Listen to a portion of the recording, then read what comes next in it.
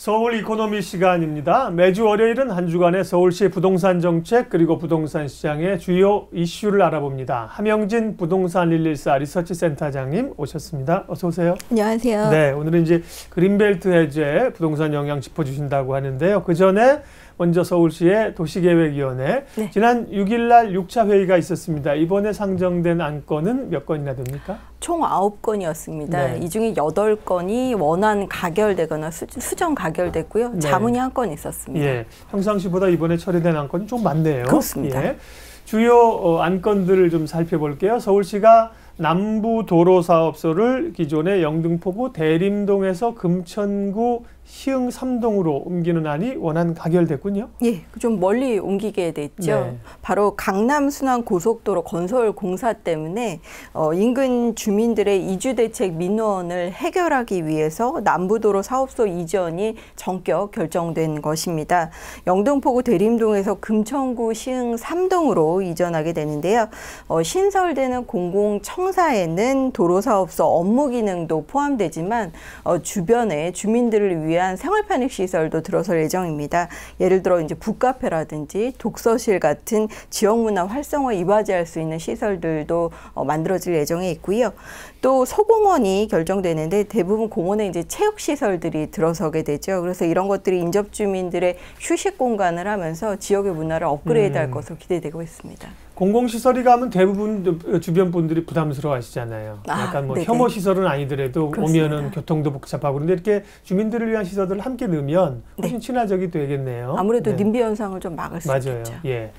강서구 마곡지구는 굉장히 뜨겁고 관심 있는 지역인데 마곡지구의 개발 계획이 일부 변경된 모양이죠. 이 굉장히 중요한 내용 같은데. 서울 지역에서 사실 뭐 얼마 남지 않은 택지지구라 그렇죠. 자족 기능도 있어서 수요자에 관심이 많은 지역인데요. 지난해부터 입주가 본격화됐습니다. 산업단지나 아파트 입주가 이제 가속화되면서 입주민의 요구 사항을 반영해서 초지 이용 계획을 조금 변경하는 것이라고 봐야 될 것으로 보여지는데요. 우선 마곡지구 방화뉴타운 그리고 주변의 집단 에너지 시설을 공급하기 위해서 집단 에너지 공급 시설 건축 계획을 이번에 고려해서 용도 지역을 자연녹지 지역에서 2종 일반 주거 지역으로 종상향을 할 예정에 있고요. 또 마곡 중앙공원의 일부 형상을 정형화해서 식물문화센터 건립 이런 것들이 공원 조성을 해서 입주민들의 생활 편의 시설도 높여줄 예정에 있습니다. 그리고 송화초등학교 학생들의 안전한 통학로 확보를 위해서 주거지에서 학교 정문까지 보행자 전용 도로도 만든다고 하고요. 또 마곡지구 내 이제 지하에 매립되는 공동구 안에 효율적인 관리를 위해서 공원 내 관리사무소 신축 부지도 이번에 만들었습니다. 그리고 마곡지구 아파트와 인접한 공원의 연접 주유소를 양천로변으로 위치를 변경해서 좀 혐오시설, 위해시설 이런 것들도 약간 외부로 뺀 상황입니다. 네. 마곡지구에 만들어지는 중앙공원은 뭐 여의도공원보다도 더 넓다는 거 아니에요? 대규모로 개발이 되더라고요.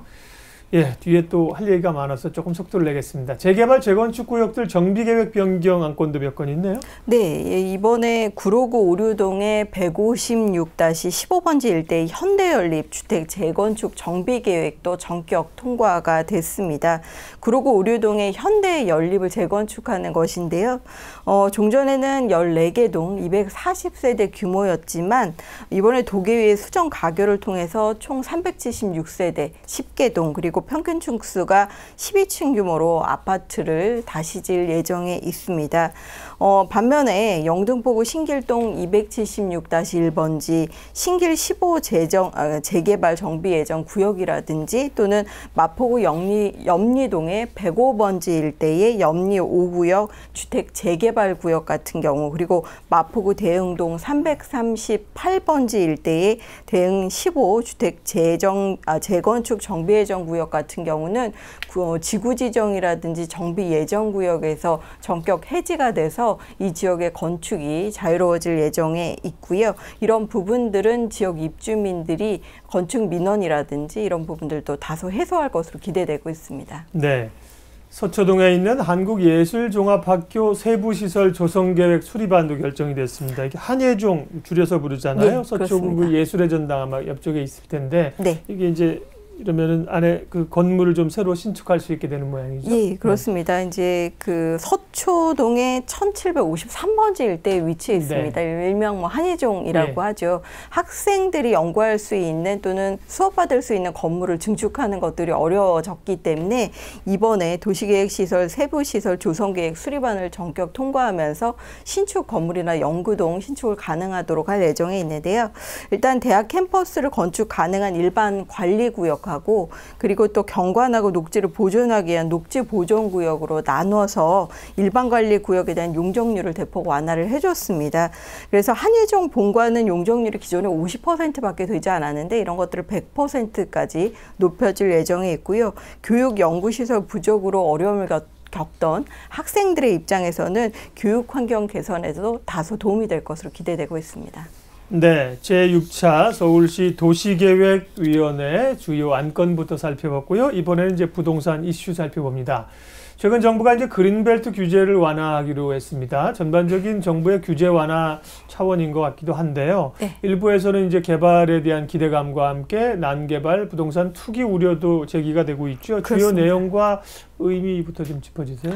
뭐 서울 지역 같은 경우도 경기권과 연접해 있는 지역에 환상형으로 그린벨트가 있죠. 사실 그린벨트는 전국토의 3.9% 정도 차지하고 있는데요.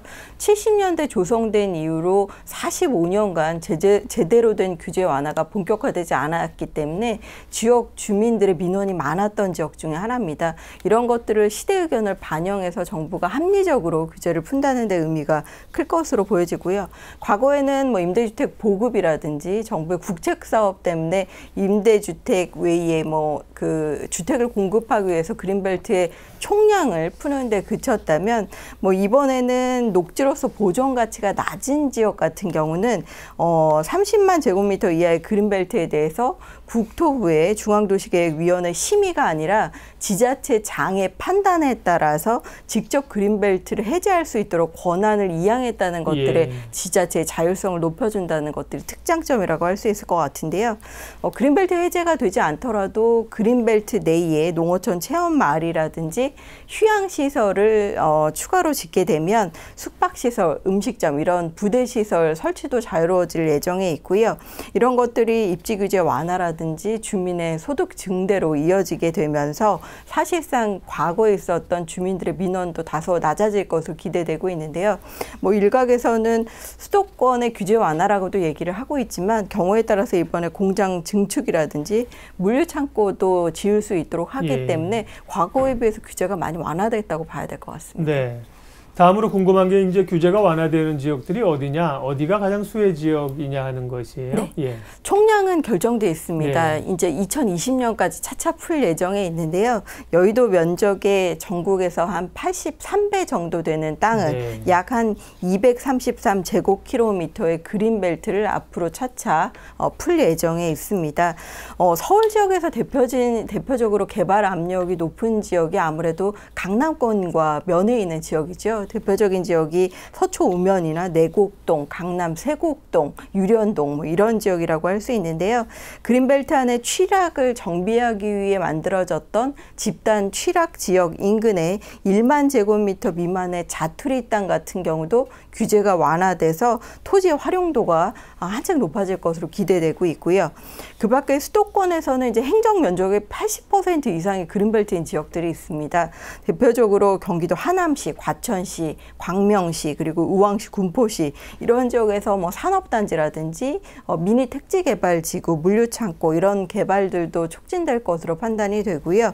아마 이제 복합단지라든지 얼마 전에 이제 기업형 주택임대 사업을 적극적으로 정부가 추진하겠다고 하는데 수도권에서는 이런 주택을 지을 수 있는 부지들도 많이 건설되지 않을까 싶습니다. 네. 내용을 듣다 보니까 이제 그린벨트 관련한 건데, 그러니까 그린벨트를 푼다는 것도 있겠지만 그린벨트 안에 규제를 좀 풀겠다는 거죠, 이번에. 네네. 그러면 그린벨트를 자체적으로 해제할 수도 있지만 해제하지는 못하더라도 지역 내 입지 규제를 다소 해소해 주겠다는 것이죠.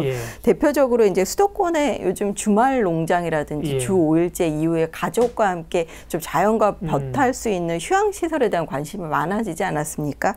그래서 이제 현재는 그린벨트 내에 지역 특산물의 소규모 가공 시설만 사실상 허용하고 있기 때문에 지역 주민들이 주말 농장을 통해서 수익을 극대화하려고 하더라도 잘 안 됐던 부분이 있습니다. 하지만 이제 앞으로는 판매 시설, 체험 시설 이런 것들도 최대 1000제곱미터까지 가능해질 예정에 있기 때문에 입지 규제가 좀 해소된다고 봐야 될 것으로 보여지고요. 이런 것들을 개개인이 아니라 마을 공동체에서 직접 운영하는 경우라면 농어촌 체험, 휴양마을 사업을 추진하면 숙박, 음식, 체험 이런 이제 부대 시설 설치가 2000제곱미터 이내에도 가능해질 예정에 있습니다. 그리고 그린벨트에 이제 농작물을 지을 때 뭐 콩나물이라든지 버섯밖에는 지을 수가 없었대요. 근데 이런 농작물 재배 시설도 요즘에 친환경 때문에 새싹 채소라든지 허브 작물 재배 이런 것들이 좀 다양화될 예정에 있고요. 그리고 그린벨트에 5년 이상 거주한 사람만 사실상 음식점이라든지 주차장의 신증축이 가능했다고 합니다. 근데 이런 것들도 그 그린벨트에 주택을 사거나 또 음식점을 산 사람도 인수한 사람도 건축 규제를 같이 5년 이상 거주하지 않았더라도 완화해 줄 예정에 있고요. 그리고 공장 같은 경우는 그린벨트 지정 당시에 연면적만큼만 추가로 증축해 주던 것들도 기존에 갖고 있는 부지 내에서 최대 건폐율을 20%까지 증축할 예정에 있기 때문에 과거보다는 한결 규제가 완화된다고 보겠습니다. 그렇군요. 뭐 그린벨트가 풀려가지고 무슨 투기적 수요가 일어나는 것보다도 실제 그린벨트 내에서 그동안의 규제가 많았던 것을 좀 풀어줌으로 인해서 그 안에 계신 분들이 경제활동을 하는데 좀 도움이 되겠습니다. 자, 어쨌거나 이제 부동산 시장이 지금의 회복세가 주택시장 쪽의 회복세가 장기적으로 뭐 회복되느냐 안 되느냐는 좀 논란이 있지만 이 주택시장 쪽은 좀 회복이 되고요.